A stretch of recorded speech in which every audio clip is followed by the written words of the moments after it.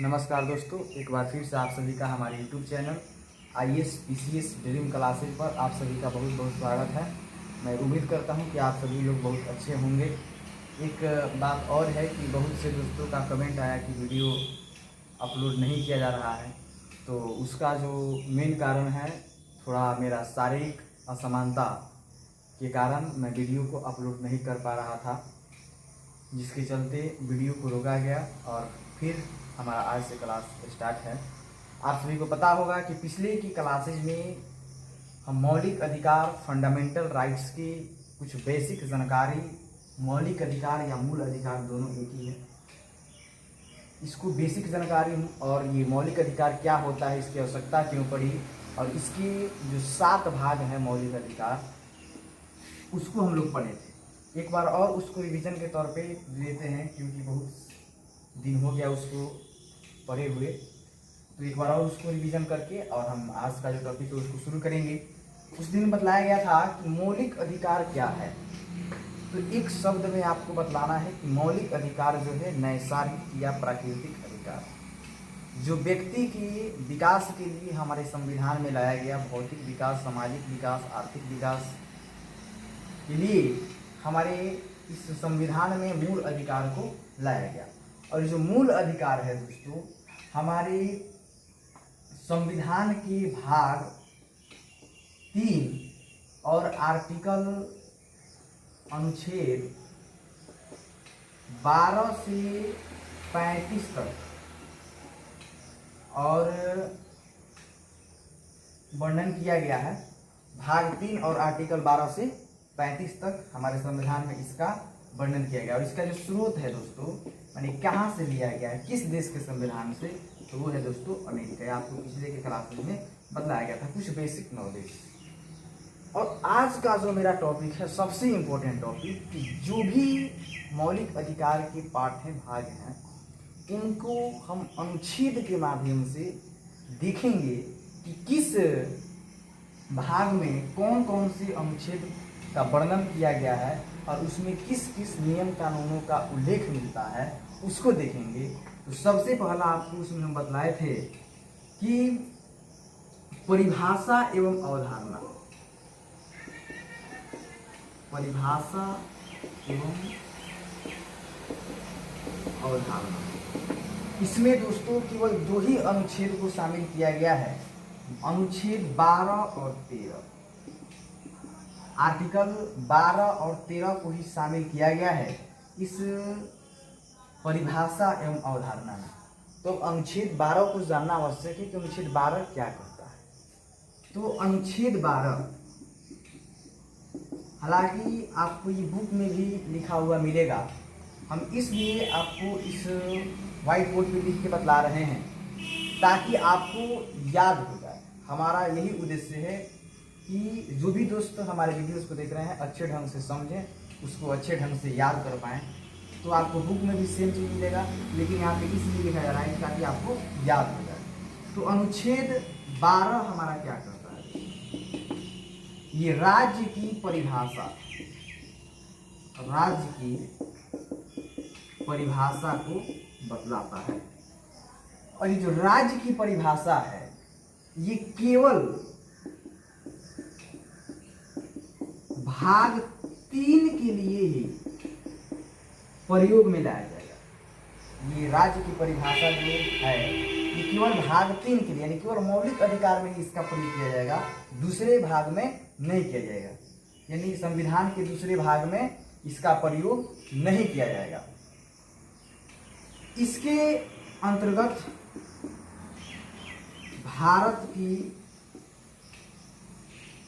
भारत सरकार लिख सकते हैं एवं संसद आते हैं, राज्य की सरकार एवं विधानमंडल तथा स्थानीय पदाधिकारी जैसे नगर निगम, जिला प्रशासन ETC कर सकते हैं, नगर पालिका भी इसमें आ जाएगा। तो आप इसमें क्या समझे अनुच्छेद 12 में कि अनुच्छेद 12 जो है राज्य की परिभाषा बतलाता है और ये केवल भाग 3 के लिए प्रयोग में लाया जाएगा, जिसके अंतर्गत भारत सरकार एवं संसद आते हैं और राज्य की सरकार एवं विधानमंडल तथा स्थानीय पदाधिकारी जैसे नगर निगम, नगर पालिका, जिला बोर्ड, जिला प्रशासन इत्यादि इसके अंतर्गत आते हैं। अब बात है अनुच्छेद 13। अनुच्छेद 13 जो है इसमें कुछ बेसिक जानकारी पहले ले लेते हैं, उसके बाद हम अनुच्छेद 13 को देखेंगे। तो आइए पहले देखते हैं अनुच्छेद 13। ये क्या कहता है? मूल अधिकार या मौलिक अधिकार से असंगत या उनका अल्पीकरण करने वाली विधियां। ठीक है दोस्तों, मूल अधिकार से असंगत या उनका अल्पीकरण करने वाली विधियां।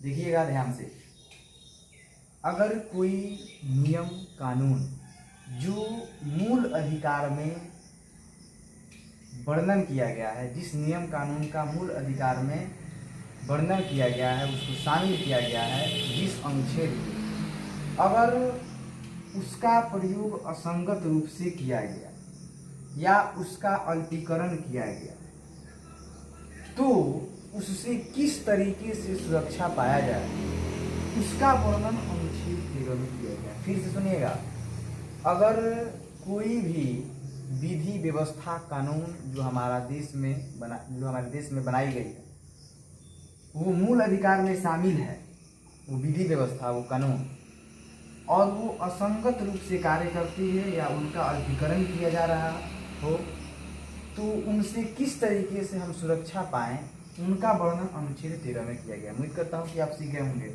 और ये जो अनुच्छेद 13 है ये इसी का पाठ 4 भाग में बटा है, उसको थोड़ा देखते हैं। 13 का 1, 13 का 2,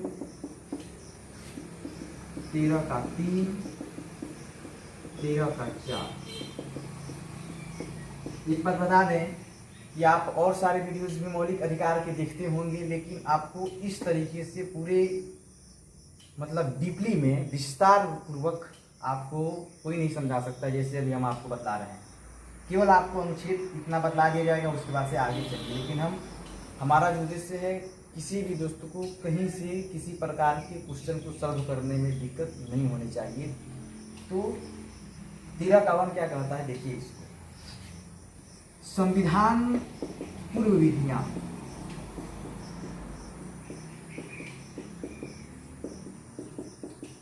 ठीक है। दूसरा, संविधान पश्चात विधियां। तीसरा, विधि का अर्थ।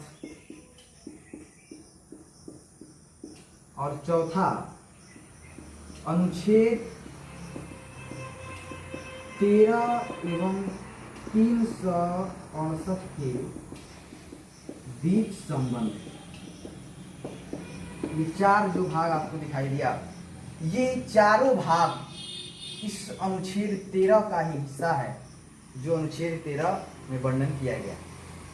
संविधान पूर्व विधि में देखिए, हमारे देश में संविधान लागू होने के ठीक पहले जो विधि व्यवस्था कानून लागू किया गया हमारे देश में, यानी संविधान लागू होने के पहले जो विधि व्यवस्था लागू किया वो उस सीमा तक शून्य माने थी जो इस मूल्य अधिकार से में जो उपबंध है उससे असंगत। यानी संविधान लागू होने के ठीक पहले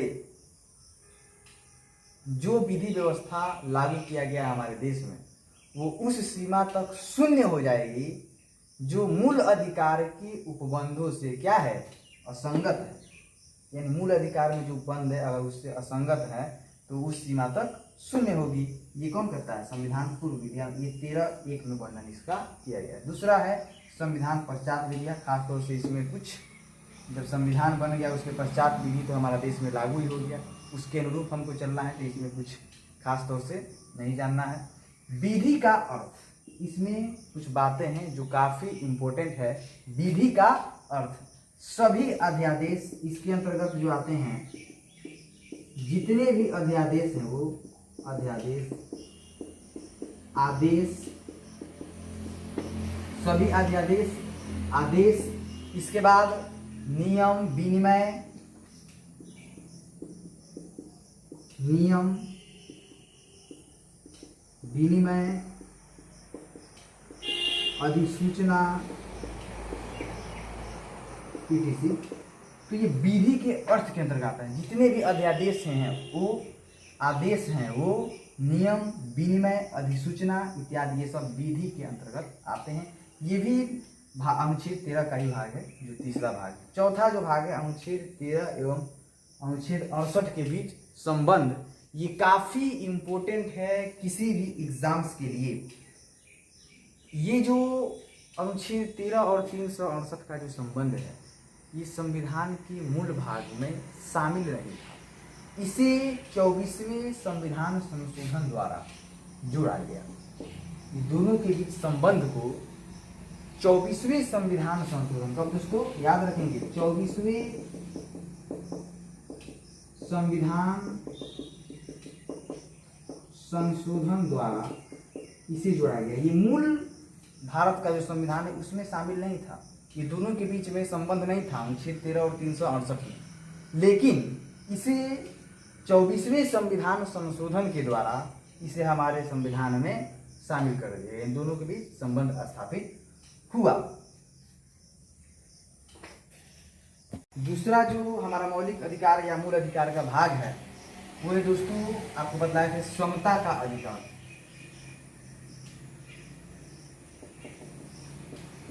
समता कहिए या समानता कहिए, बात बराबर, राइट ऑफ इक्वालिटी।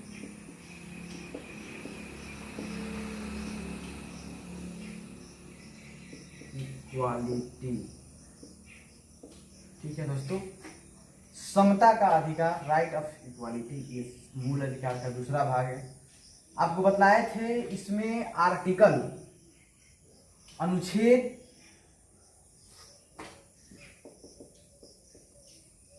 14 से लेकर 18 तक वर्णन किया गया है समानता के अधिकार में, समता के अधिकार में। एक बात समझ लीजिए पहले, यहां से अगर आप पकड़ लेते हैं, अभी जो बात बताएंगे आप समता के अधिकार को आसानी से दिमाग में सेट कर लेंगे। समता के अधिकार में किस अनुच्छेद को हमको जानना है, आप इसी लाइन से आप समझ सकते हैं। समता का अधिकार, हमारे देश में जितने भी नागरिक रहते हैं, चाहे वो किसी भी क्षेत्र से हैं, किसी भी धर्म से हैं, किसी भी जाति से हैं, या किसी भी जन्म स्थान से वो आए हैं, उनके साथ हमें क्या करना है? समानता का भाव रखना है, समान रूप से उनके साथ व्यवहार करना, यही समता का अधिकार करता है। और यही इसमें जो मेन पॉइंट है हमारा, समानता, यानी बराबर, हमें सबके साथ बराबर समानता का भाव रखना है। और वो किस किस विधि में समानता का भाव रखना है, इसीलिए तो अनुच्छेद का वर्णन किया गया है। तो वही अनुच्छेद को हम देखेंगे। तो आइए, जो 14 से 18 तक अनुच्छेद है उसमें समानता का भाव कैसे किस किस विधि में रखा गया है उसको देखते हैं। तो यहाँ पे आपको लिखते हैं आर्टिकल 14, ठीक है, और यहाँ पे आपका आर्टिकल 15, यहाँ पे आर्टिकल 16, यहाँ पे आर्टिकल 17 और यहाँ पे आर्टिकल 18। बारी बारी से हम सबकी बात करेंगे। अनुच्छेद 14 क्या कहता है, लिखिएगा ध्यान से, काफी इंपॉर्टेंट। समता का अधिकार है, एग्जाम के अकॉर्डिंग काफी महत्वपूर्ण है। अनुच्छेद 14 विधि के समक्ष समता एवं विधि का समान संरक्षण। समझेंगे? विधि के समक्ष समता एवं विधि का समान संरक्षण, इसी से आप अर्थ निकाल लीजिए, किसी तरह की परेशानी नहीं है। यानी जो भी विधि व्यवस्था कानून है उसके समक्ष रह करके, उसके अनुरूप रह करके हमें क्या करना है? विधि का समान संरक्षण, उसकी रक्षा करना। ये अनुच्छेद 14 कहता है कि जो भी विधि व्यवस्था हमारे देश में बनाई गई है उसके समक्ष रह करके, उसके अनुरूप रह करके हमें हमारे देश का विधि व्यवस्था क्या करना है? सुरक्षा करना है, रक्षा करना है। ये क्या कहता है? अनुच्छेद 14 कहता है। अनुच्छेद 15 में क्या कहता है? धर्म, लिंग, जाति, जन्म स्थान के आधार पर विभेद का प्रतिषेध। इसी तरीके से भी इसको हम लिख सकते हैं, लिंग, धर्म, जाति के आधार पर भेदभाव नहीं करना चाहिए, भी हो सकता है। तो आर्टिकल 15 क्या कहता है? धर्म, लिंग, जाति या जन्म स्थान के आधार पर किसी भी नागरिक के साथ किसी भी प्रकार का कोई भेदभाव नहीं किया जाना चाहिए। यह आर्टिकल 15 का। आर्टिकल 16 जो है इसमें लोक नियोजन के विषय में अवसर की समानता। देखिएगा, लोक नियोजन यानी लोगों के नियोजन के लिए अवसर की समानता होनी चाहिए। जितने भी, यानी एक तरीके से कहें, जितने भी सरकारी नौकरियां हैं उनमें सभी लोगों को अवसर मिलना चाहिए, चाहे वो किसी भी क्षेत्र से हो, किसी भी जाति से हो, ये फर्क नहीं पड़ता, उनको समान अवसर मिलना चाहिए। ये आर्टिकल 16 कहता है। लोक नियोजन के विषय में अवसर की समानता होनी चाहिए। आर्टिकल 17 जो है अस्पृश्यता का अंत। अस्पृश्यता अंत। अस्पृश्यता मतलब होता है छुआछूत। अस्पृश्यता मतलब होता है छुआछूत। तो यानी इस छुआछूत का अंत। अस्पृश्यता कितने दोस्तों को शब्द समझ में नहीं आता हो तो इसको रटते हो। तो अस्पृश्यता का अर्थ समझ लीजिए, शाब्दिक अर्थ छुआछूत। अस्पृश्यता मतलब छुआछूत। अब जहां भी देखेंगे अस्पृश्यता समझ जाएंगे छुआछूत का बात कर रहा है। तो आर्टिकल 17 में यही कह रहा है कि अस्पृश्यता का अंत यानी छुआछूत का अंत होना चाहिए। चाहे मतलब किसी भी क्षेत्र से कोई भी जाति के लोग आते हैं, उनके साथ किसी प्रकार का कोई छुआछूत का भाव नहीं रखना चाहिए, समान व्यवहार करना चाहिए। यही तो कहता है समता का। आर्टिकल 18 जो है लास्ट वाला, ये कहता है उपाधियों का अंत।